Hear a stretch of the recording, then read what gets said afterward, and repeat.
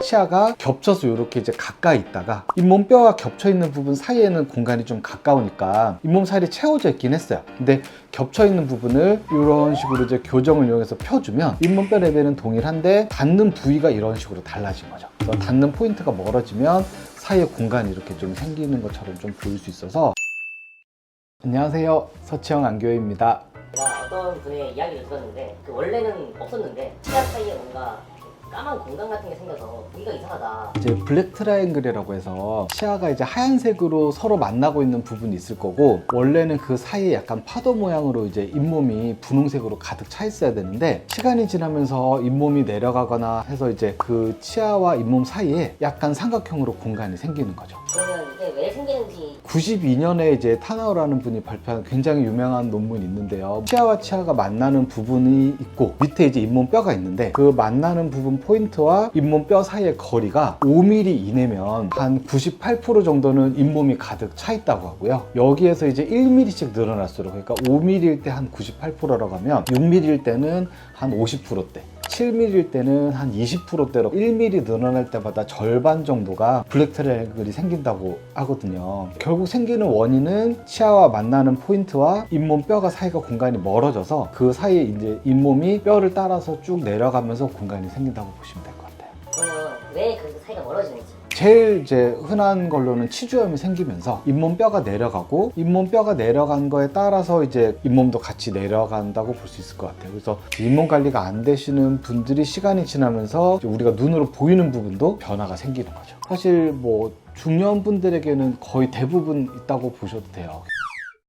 근데 나이가 든 거 말고도 어떤 분은 치아 교정을 했는데 갑자기 블랙 트라이앵글이 생겼다. 치아가 겹쳐서 이렇게 이제 가까이 있다가 잇몸뼈가 겹쳐 있는 부분 사이에는 공간이 좀 가까우니까 잇몸 살이 채워져 있긴 했어요. 다만 그 잇몸이 높이가 이 옆에 치아 닿는 부위만큼 많이 높이 올라와 있지는 않았을 거거든요. 근데 겹쳐 있는 부분을 이런 식으로 이제 교정을 이용해서 펴주면 잇몸뼈 레벨은 동일한데 닿는 부위가 이런 식으로 달라진 거죠. 그래서 닿는 포인트가 멀어지면 사이에 공간이 이렇게 좀 생기는 것처럼 좀 보일 수 있어서, 교정을 하면서 닿는 지점을 약간 다듬어서 더 살짝 이렇게 붙여주기도 하지만, 원래 치아가 많이 겹쳐져 있던 분들은 이걸 펴면서 다듬는 것도 한계가 있거든요. 그래서 교정 후에 치아는 가지런해졌는데 사이에 공간이 또 생겼다고 느끼시는 경우가 분명히 있을 것 같아요.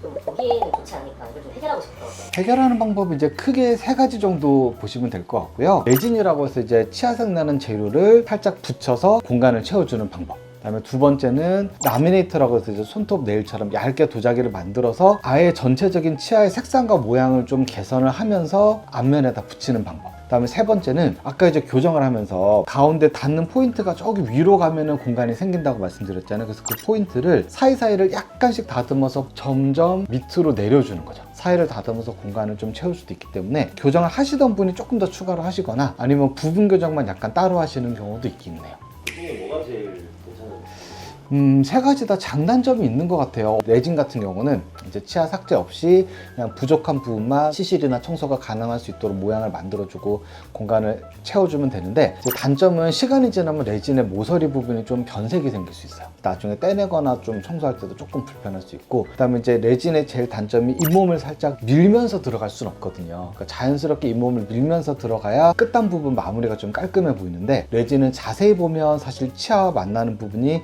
약간 각이진 것처럼 좀 보일 수 있어요. 라미네이트 같은 경우는 일단은 제일 장점은 모양도 이쁘고 다 좋은데, 단점이라고 하면 어쨌든 윗니 같은 경우는 그래도 삭제가 좀 적을 수 있지만, 위아래 교합이 이제 긴밀하게 좀 가까운 경우라면 아래쪽 치아 삭제를 안 하고 라미네이트를 붙이기가 좀 어려워요. 그러니까 블랙 트라이앵글 때문에 치아 모양을 다듬으면서 한다?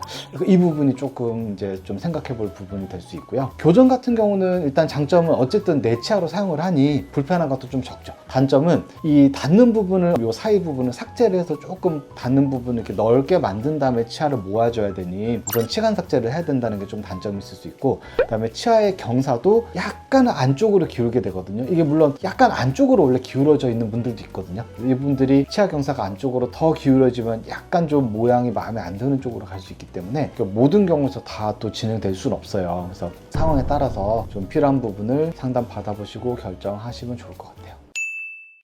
블랙 트라이앵글이 좀 잘 안 생기게 좀 까만 시는 방법이 없어. 그럼 잇몸뼈가 멀어지지 않으면은 이제 블랙 트라이앵글도 사실 생길 일이 좀 없겠죠. 잇몸뼈가 내려가지 않도록 스케일링을 좀 자주 한다든지 잇몸 치료를 자주 한다든지 검진을 자주 해서 잇몸뼈 높이를 유지하는 길이 블랙 트라이앵글을 막는 길이라고 볼 수 있습니다.